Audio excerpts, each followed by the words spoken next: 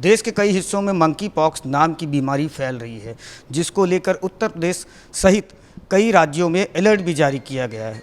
क्या है ये मंकी पॉक्स और कैसे इसका रोकथाम कर सकते हैं, इसको लेकर हम यहाँ पर प्रयागराज में मुख्य चिकित्सा अधिकारी आशु पांडे जी से बात करते हैं। सर, ये क्या है मंकी पॉक्स और कैसे इससे रोकथाम किया जा सकता है? देखिए, मंकी पॉक्स एक तरह का जूनोटिक रोग है, यानी कि नॉर्मली ये जानवरों में ही ट्रांसमिट होता रहता है।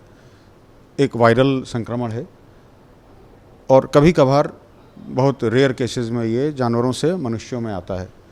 अफ्रीकी देशों में जनरली पाया जाता है और अफ्रीका के बाहर कतिपय देशों में विगत कुछ वर्षों में इसके कुछ मामले सामने आए हैं।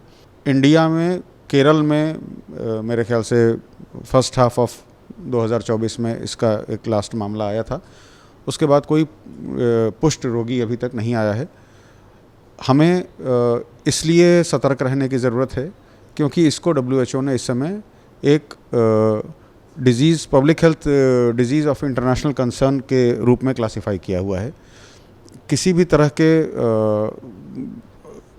अलार्म की ज़रूरत नहीं है, सिर्फ थोड़ा सा कॉशियस रहना है, थोड़ा सा सतर्क रहना है कि यदि किसी व्यक्ति को बुखार आ रहा है और साथ में अनएक्सप्लेन्ड रैशेज़ आ रहे हैं शरीर पर, इस तरह के बड़े फफोलेदार अगर दाने आ रहे हैं और विगत 3 सप्ताह में यदि किसी तरह के उसके विदेश भ्रमण की कोई हिस्ट्री है या किसी मंकी पॉक्स के पुष्ट रोगी के संपर्क में आने की हिस्ट्री है, तभी उस रोगी को संभावित मंकी पॉक्स कह के और फिर उसको आइसोलेट करना या उसकी जांचें कराना या बाकी जो पब्लिक हेल्थ मेजर्स हैं वो लेने की बात होती है।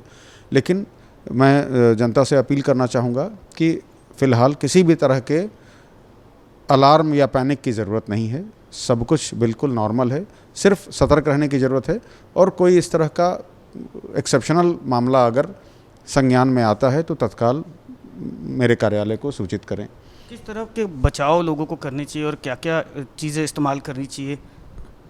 अव्वल तो इस तरह का कोई रोगी हमारे यहाँ है नहीं, लेकिन जो लिटरेचर में लिखा हुआ है उसमें यही है कि इसमें जो दाने होते हैं वो इन्फेक्टिव होते हैं।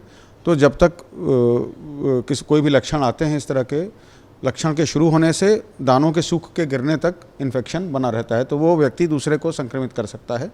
तो उस दौरान उस व्यक्ति के इस्तेमाल किए हुए सामानों को या उसके शरीर से निकले हुए किसी भी उत्सर्जित पदार्थ से दूसरे व्यक्ति का संपर्क नहीं होना चाहिए। और बाकी जो किसी भी वायरल बीमारी में हम लोगों ने कोविड के दौरान देखा था, मास्क लगा कर रहना, बार बार हाथ धोना, कॉफ हाइजीन मेंटेन करना, व्यक्तिगत साफ सफाई रखना, इन सब चीज़ों पर ध्यान रखना चाहिए। होम आइसोलेशन की बात कही जाती है। यदि किसी केस में कोई कॉम्प्लिकेशन होता है तब अस्पताल में आइसोलेट करने की बात कही जाती है। पर मैं पुनः कहूँगा कि ऐसा कोई अलार्म क्रिएट करने की ज़रूरत नहीं है इस चीज़ के लिए। कि जिस तरह ये डॉक्टर साहब ने बताया कि मास्क लगा के रहना, लगातार हाथ धोते रहना और संक्रमित व्यक्ति से दूर रहना। वीडियो जर्नलिस्ट संजीव मिश्रा के साथ मैं राजकुमार, भारत एक्सप्रेस प्रयागराज।